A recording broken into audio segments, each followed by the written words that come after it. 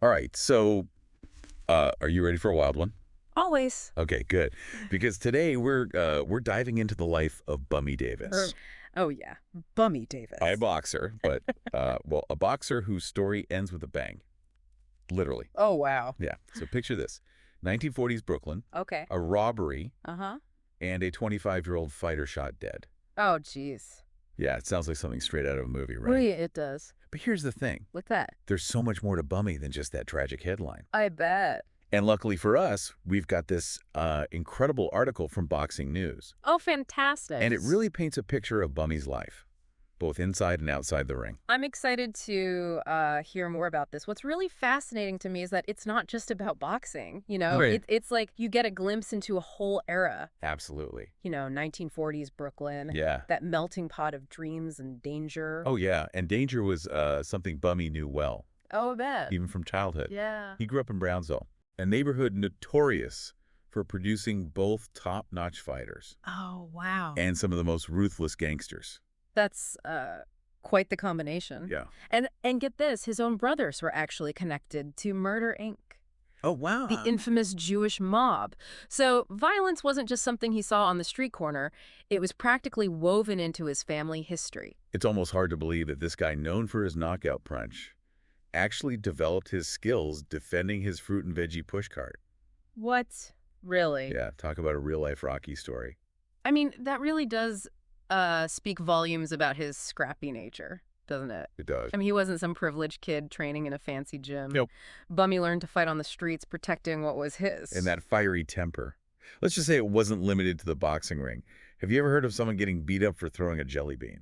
I can't say I have. Well, Bummy's your guy. Really? Yeah, so there's this almost comical story about a guy named Mirsky, who for some reason thought it would be a good idea to throw a jelly bean at Bummy in the candy store. What? Yeah, and Bummy, being Bummy, totally loses it and lays the guy out. Oh my God. Just goes to show you how this hair trigger temper was as much a part of him as his boxing talent. Well, and speaking of talent, it almost stayed hidden from his parents. Really? He actually used a borrowed amateur boxing card under the name Giovanni Pisconi, Wow. just to keep his fighting a secret. Imagine that, going to those lengths to follow your passion. I mean, it's from this borrowed card that the name Bummy even came from. Oh, wow. A mispronunciation that stuck with him throughout his career. Funny how these little things can shape a person's destiny. Absolutely. So under this new name, Bummy starts tearing up the boxing scene, Okay. wins 33 fights in a row. Wow, that's incredible. I know. Then comes his bout against Tony Canzoneri, a former champion and a real crowd favorite. Bummy knocks him out, which you'd think would make him an instant hero, right? Well, I would think so. Not exactly. Here's where things get really interesting. Okay, I'm listening. Instead of praise, Bummy gets booed. Oh, no. Yeah, the fans are furious that he beat their beloved Canzoneri. Oh, wow. It's almost like this preview of the bad boy persona we see in sports today, where Right. people are drawn to the anti-hero. And this bad boy image only gets stronger in his next big fight against Lou Ambers, Okay. another champion. Now, remember that jelly bean incident? Oh, yeah. Well, guess who's sitting ringside as Ambers hands Bummy his first ever loss? Ooh. None other than Mirsky, the jelly bean thrower himself. Oh, no way. It's such a small detail, but the article uses it brilliantly to highlight how Bummy was viewed by the public. Here he is, tasting defeat for the first time. Right. And the guy that he once flattened is there to witness it. I mean, you have to wonder how that kind of public perception affected Bummy, Yeah, especially with his fiery personality. would make you to think. Yeah. Right. Did that constant judgment fuel his actions? I don't know. It's definitely something to consider, especially when you look at his two fights against Fritzie Zivic, Wait. one of the dirtiest fighters in boxing history. Oh, yeah. The first fight was absolute mayhem. Oh, boy. Bummy ends up getting disqualified for low blows, What? but he swore up and down that Zivic provoked him using every dirty trick in the book to get a reaction. It was a brawl, both inside and outside the ring, Oh, wow. with the police even getting involved. And that disqualification led to Bummy being banned from boxing in New York. Oh, no. Talk about a setback. I know. So what does he do? He joins the army He does. and gets shipped off to Texas. Wow. But even the military couldn't quite tame Bummy's wild spirit. Let's just say latrine duty became a familiar routine for him. Oh, no. The article doesn't shy away from Bummy's flaws. Right. He was impulsive, quick to anger, Uh, and didn't always follow the rules. I see. But he was also incredibly determined. He eventually gets permission for leave to have a rematch with Zivic, but there's a catching. He comes back from Texas completely out of shape. Oh, Yeah. It's almost tragicomic. He put on a ton of weight. really? And despite the best efforts of his trainer, the legendary Ray Arcel, he just wasn't ready for Zivic. Oh, no. And he lost the fight badly, but it set the stage for an incredible comeback. Okay. And that comeback leads us to what could be considered the peak of Bummy's career. Okay. His knockout victory over the reigning lightweight champion Bob Montgomery at Madison Square Garden. Wow. And this wasn't just any win, it was the fastest knockout in a main event at the Garden. I can't even imagine that. And here's what makes it so significant. What's that? Bummy finally wins over the crowd. Imagine it, 18,000 people chanting his name as he leaves the ring. It's a moment of pure redemption for the guy who was once seen as the villain. It's like something out of a movie. The underdog finally gets his due. Yeah. But like any good story, Bummy's life takes some unexpected turns after that. It does. Oh, yeah.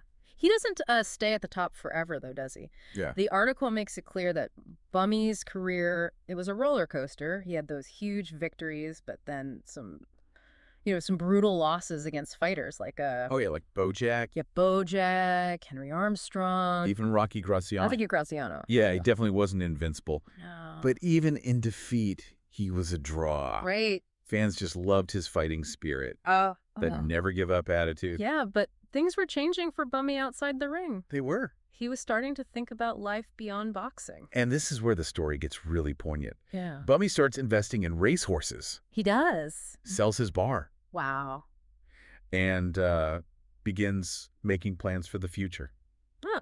It's like he could sense his time in the ring was limited, Yeah. just not in the way you'd expect. Okay, so let's talk about that fateful night. Okay. November 21st, 1945. All right.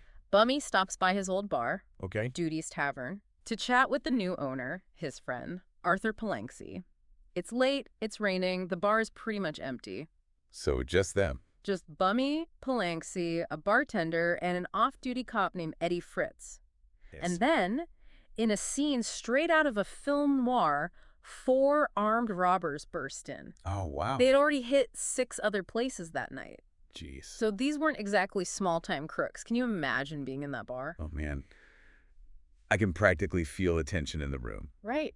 But Bummy, always the one to protect those he cared about, does something totally unexpected. Really? What's that? He tries to reason with the robbers, Hmm. pleads with them to leave his friend alone, reminding them that he, just bought the bar. It's a testament to his loyalty, Yeah. but maybe also a bit naive. Yeah. He clearly underestimated the danger of the situation. One of the robbers gets right up in Bummy's face, Oh. tells him to mind his own business. Oh, no. And that's when Bummy's legendary left hook comes into play. Oh, wow. Only this time it's not in the boxing ring. Oh, gee. He knocks the robber out cold, Really? sending him flying out the door and into the pouring rain. It's an incredible moment of courage, Mhm. but also a little crazy, right? Yeah, a little bit. I mean, the other robbers open fire. Oh my gosh. The whole place erupts into chaos. So what happens? The off-duty cop, Eddie Fritz, pulls out his gun and shoots back, but Bummy, even though he's been hit in the arm and the throat, he keeps fighting. Almost. He's literally taking on 4 armed men. It's almost hard to believe. Like something out of an action movie. I know. Even wounded, Bummy just refuses to back down. Wow. He chases after the robbers as they try to escape, Uh-huh. but they shoot him again, Oh, no. this time hitting him in the lung. And that's it. Bummy collapses. Oh, He no. dies right there on the street. It's a shocking end to a life that was always lived on the edge. Mm. But even in death, Bummy's story takes another unexpected turn. It does. Yeah, remember the cop, Eddie Fritz? Mm. He fired at the getaway car, and one of the robbers was killed by those shots. Oh, wow. The other 3 are caught and put on trial. But here's where it gets really interesting. Okay. The judge gives Bummy's widow, Barbara, a choice. A choice. She can demand the death penalty Wow. or show mercy. Just think about the weight of that decision. I know. To have to choose the fate of the men who killed your husband? I mean, what would you do? Barbara Davis chooses mercy. She does. She tells the judge that she doesn't believe in capital punishment.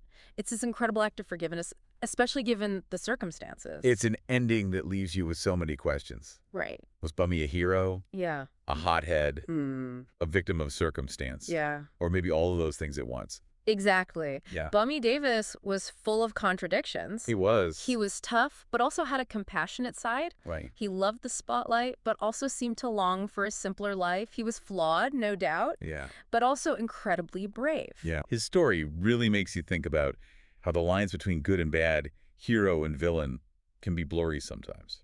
And that's what makes this deep dive so fascinating. It does. It challenges us to look beyond the headlines. Right. To see the humanity even in the most complex and contradictory figures. We've covered Bummy's rough upbringing, Uh-huh. his meteoric rise in the boxing world, his infamous temper, Right. his moments of glory and defeat, Yeah. and then his tragic, almost unbelievable end. It is pretty unbelievable. But here's what I keep coming back to.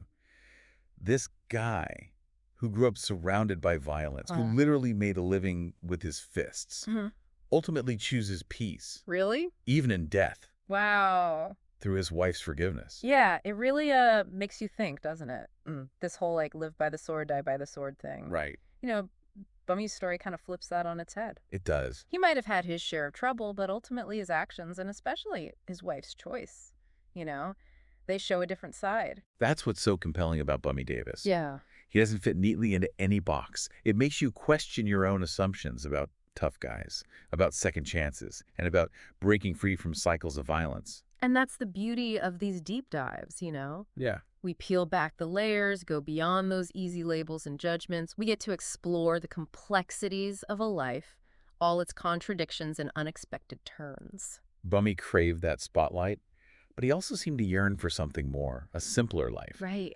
And those plans he was making, investing in racehorses, selling his bar, it's like he was reaching for something just out of grasp. It's almost Shakespearean, isn't it? Yeah. The fighter seeking peace, finding it only in death through an act of remarkable forgiveness. Well, It leaves you with this sense of awe, but also this lingering sadness.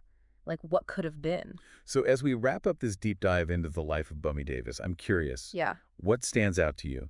Did his story challenge any of your preconceived notions about boxers, about that era, about Brooklyn itself? I think for me, it's just this powerful reminder that every life is a story waiting to be told. His. And sometimes those stories are messy, complicated, full of surprises. They are? But it's in those messy, complicated stories that we often find the most profound truths about ourselves and the world around us. Absolutely. Bummy Davis, the fighter, the hothead, the tragic hero, the man who in some ways found peace through another's act of mercy. It's a story that stays with you long after the final bell.